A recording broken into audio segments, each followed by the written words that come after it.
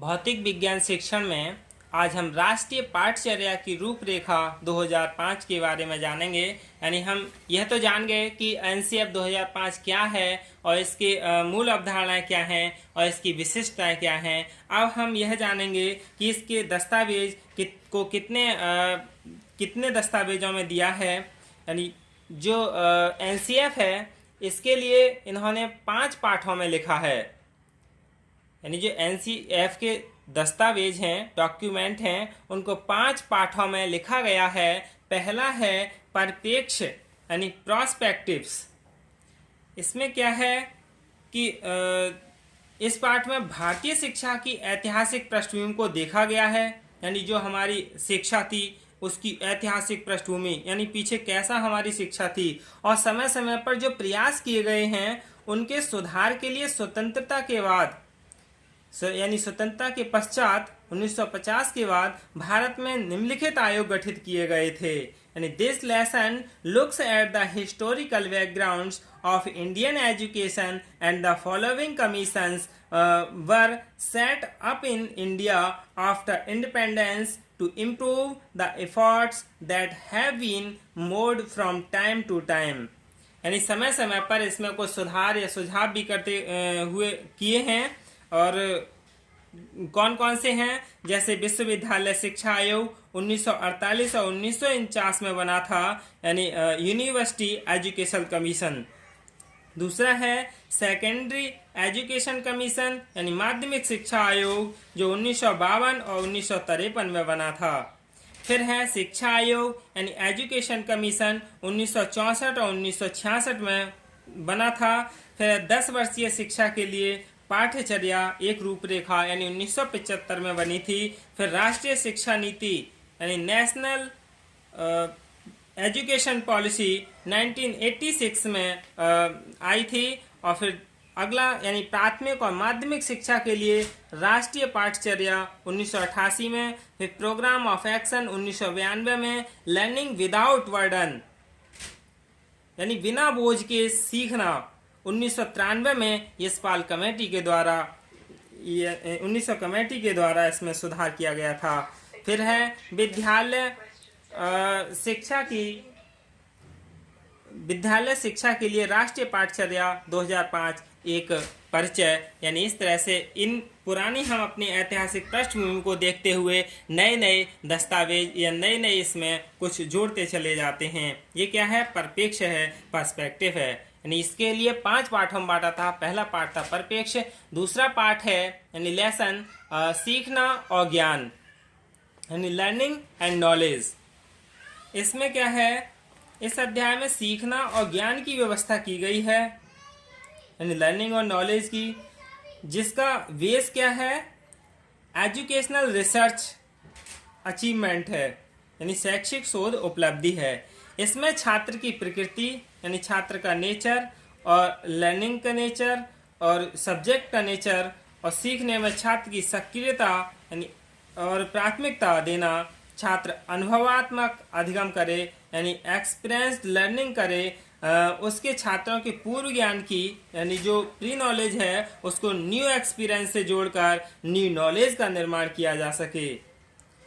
शिक्षक बाल केंद्रित शिक्षा को गहराई से देखें यानी जो टीचर हैं वो चाइल्ड सेंटर्ड एजुकेशन को डीपली देखें, उनको सार्थक अनुभव देने वाली क्षमता यानी इक्वलिटी के लिए समाहित करने वाली शिक्षा प्रदान करें, जिससे छात्र को आसपास के भौतिक एवं सामाजिक वातावरण से जुड़ने का अवसर मिले। यानी ये क्या है, सीखना और ज्ञान की कुछ मान्यताएं हैं। और यानी छात्रों की पाठ्य पुस्तक निर्भरता को कम करते हुए यानी जो पाठ्य पुस्तक है उस पर बच्चा डिपेंड कम हो, उसमें सक्रियता की सहभागिता को हमें यानी प्राथमिकता देनी है, जिससे छात्रों में भौतिक विकास के साथ साथ मानसिक एवं संज्ञानात्मक विकास होता है। इसमें छात्र स्वयं एवं आसपास के वातावरण का बोध अर्जित करते हुए यानी अंडरस्टैंडिंग करते हुए चिंतन, विवेक एवं तर्क करने की क्षमताओं को विकसित कर सकें। और यानी ज्ञान सृजन के लिए क्या किया था, ज्ञान निर्माण के लिए अध्यापन रचनात्मक परिप्रेक्ष्य में सीखना ज्ञान के निर्माण की एक प्रक्रिया है। Learning is a process of knowledge construction. और शिक्षक ज्ञान निर्माण का सरलीकरण करता है। शिक्षक क्या करता है, ज्ञान निर्माण को सरलीकरण करता है। Teacher is a facility of knowledge constructions. ज्ञान निर्माण में संज्ञानात्मक पक्ष के साथ साथ उसका एक सामाजिक पहलू भी है। ये क्या है, सीखना और ज्ञान है। दूसरा है, तीसरा पाठ है पाठचर्या के क्षेत्र, स्कूल की अवस्थाएं और आकलन, यानी curricular areas, school stacks and assessment.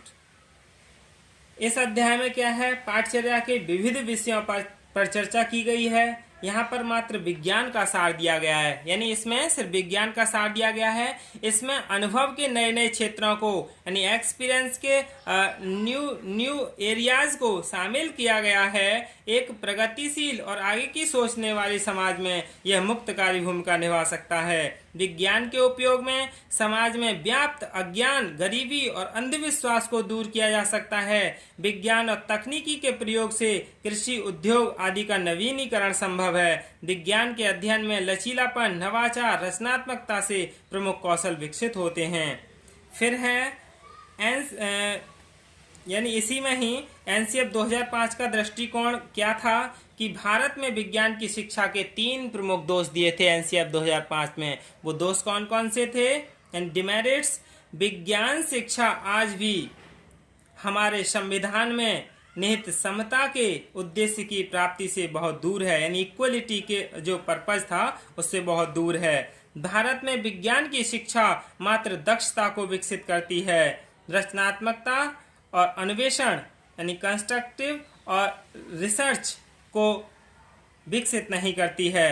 Bharat में विज्ञान शिक्षा की मूलभूत समस्याओं का आधार है, यानी परीक्षा की बोझिल अवस्था है। तो विज्ञान के लिए इस तरह से नहीं पढ़ाया जाता है कि बच्चे रिसर्च कर सकें, उन्हें सिर्फ रटने पर बल दिया जाता है। इसलिए वर्तमान विज्ञान शिक्षा में गुणात्मक परिवर्तन के लिए एक प्रतिमान परिवर्तन यानी मॉडल शिफ्ट यानी पैराडाइम शिफ्ट की आवश्यकता है। इस परिवर्तन में रटने को हतोत्साहित करना, पाठ्य पुस्तक केंद्रित अधिगम से छात्र को मुक्त करना तथा शिक्षा मात्र ज्ञान का स्थानांतरण करने वाला न हो। और फिर चौथा पाठ है विद्यालय एवं कक्षा का वातावरण यानी स्कूल एंड क्लासरूम एनवायरनमेंट। विद्यालय में छात्र अपने आप को सुरक्षित और प्रसन्न रख सकें। विद्यालय में न्यूनतम संसाधन आईसीटी की सुविधाएं उपलब्ध हो।